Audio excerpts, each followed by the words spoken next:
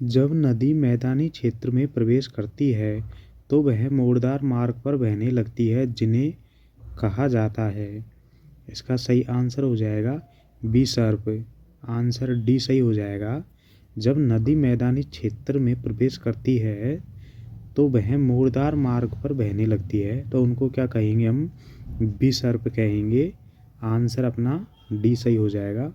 अगला क्वेश्चन देखिए, नदी की तरुणावस्था में कौन सी प्रक्रिया होती है? नदी की तरुणावस्था में कौन सी प्रक्रिया होती है? इसका आंसर देखेंगे हम, घाटी को गहरा करना। घाटी को गहरा करना सही आंसर हो जाएगा।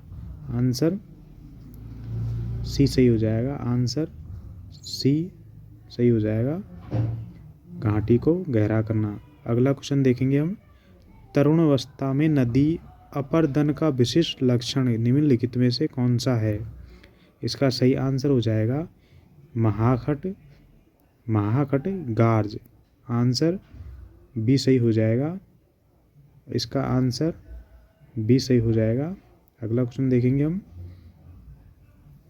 किसी नदी की अधिकतम अपरदनकारी शक्ति का संबंध किसके साथ होता है? किसी नदी की अधिकतम अपरदनकारी शक्ति का संबंध किसके साथ होता है? इसका सही आंसर हो जाएगा बी आकार की घाटी। इसका सही आंसर हो जाएगा बी आकार की घाटी। आंसर डी सही हो जाएगा। अगला क्वेश्चन देखिए, बाढ़ के दौरान नदी चैनल के किनारों के साथ बने चौड़े एवं नीचे किनारबंदी को क्या कहते हैं?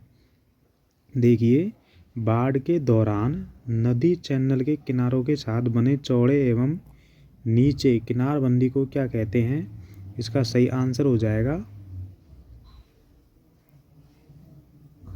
इसका सही आंसर हो जाएगा देखिए, तटबंध कहते हैं। इसका सही आंसर हो जाएगा, इसको तटबंध कहते हैं। इसका बी आंसर सही हो जाएगा। अगला क्वेश्चन देखेंगे हम, जल निकास प्रतिमान जिसमें सहायक नदी लंबवत मिले वह क्या कहलाता है? देखिए दोबारा, जल निकास प्रतिमान जिसमें सहायक नदियाँ लंबवत मिले वह क्या कहलाता है? इसका सही आंसर हो जाएगा जाली। जाली आंसर सही हो जाएगा। आंसर बी सही है। अगला क्वेश्चन देखेंगे हम, नदी मार्ग का सोपानी प्रोफाइल क्या है? नदी मार्ग का सोपानी प्रोफाइल क्या है? ऊपरी मार्ग में निर्बाध वृक्क। ऊपरी मार्ग में निर्बाध वृक्क। इसका सही आंसर हो जाएगा बी। अगला क्वेश्चन देखिए, वलयाकार रूप में नदियाँ किस दिशा में बहती है? वलयाकार रूप में नदी किस दिशा में बहती है? इसका सही आंसर हो जाएगा, इसका वलय के समान। इसका सही आंसर सी है। अगला क्वेश्चन देखिए, किसी नदी घाटी के चौड़ा होने का कारण है? किस नदी के, कोई सी भी नदी हो उसका चौड़ा होने का क्या कारण हो जाएगा? अपरदन, पार्श्विक अपरदन भू संरक्षण। इसका बी आंसर सही हो जाएगा। अगला क्वेश्चन देखिए, एक विसृत धारा जहाँ नदी एवं समुद्र के जल एक दूसरे के साथ घुल मिल जाते हैं उसको क्या कहा जाता है? देखिए, एक विसृत धारा जहाँ नदी एवं समुद्र के जल एक दूसरे के साथ घुल मिल जाते हैं उसको क्या कहेंगे हम? इसका सही आंसर हो जाएगा मुहाना कहेंगे हम। उसको हम क्या कहेंगे? मुहाना कहेंगे। इसका क्या आंसर सही हो जाएगा? ए आंसर सही हो जाएगा। अगला क्वेश्चन देखिए, हिमालय पार की नदियाँ है। हिमालय पार की नदियाँ है, इसका सही आंसर हो जाएगा देखेंगे, ब्रह्मपुत्र, सिंधु और सतलज। ब्रह्मपुत्र, सिंधु और सतलज।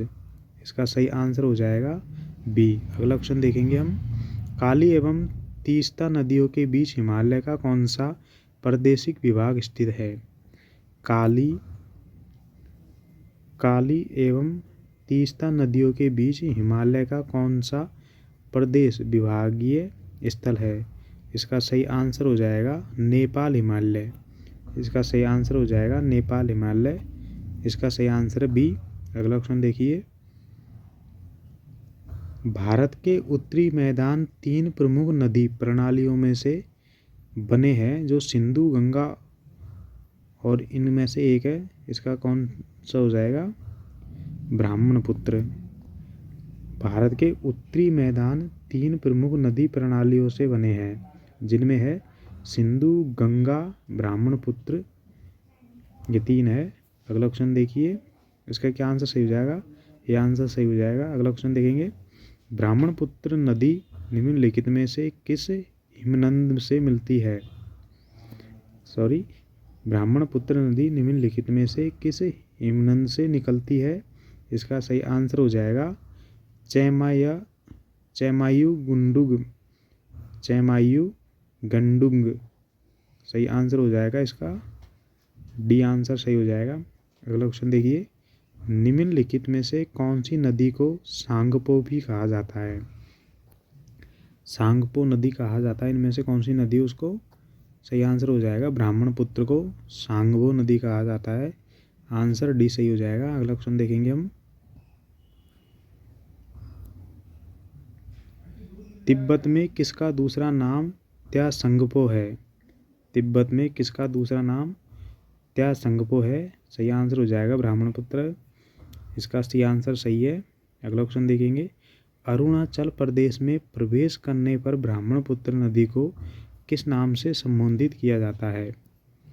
अरुणाचल प्रदेश में प्रवेश करने पर ब्रह्मपुत्र नदी को किस नाम से संबोधित किया जाता है?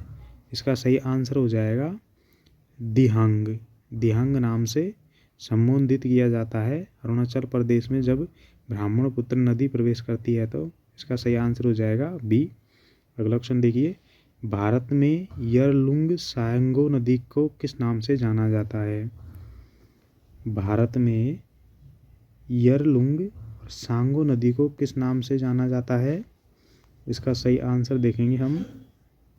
इसका सही आंसर हो जाएगा ब्रह्मपुत्र।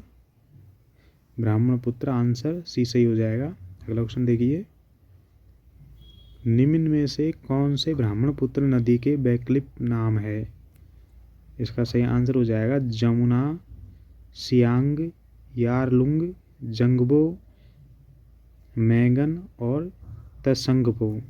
इसका सही आंसर हो जाएगा डी, जमुना, सियांग, यारलुंग, जांगबो, मैगना और तसंगपो। इसका सही आंसर डी हो जाएगा। अगला क्वेश्चन देखिए, किस नदी पर नरनारायण सेतु का निर्माण किया गया? किस नदी पर नरनारायण सेतु का निर्माण किया गया? ब्रह्मपुत्र पर किया गया था। कौन सी नदी पर किया गया था? ब्रह्मपुत्र नदी पर किया गया था। इसका सही आंसर हो जाएगा बी। अगला क्वेश्चन देखिए, उत्तर पूर्वी भारत में बहने वाली राष्ट्रपारीय नदी है। उत्तर पूर्वी भारत में बहने वाली राष्ट्रपारीय नदी है। इसका सही आंसर हो जाएगा, देखेंगे हम, ब्रह्मपुत्र है। इसका सही आंसर हो जाएगा ब्रह्मपुत्र। आंसर ए सही है।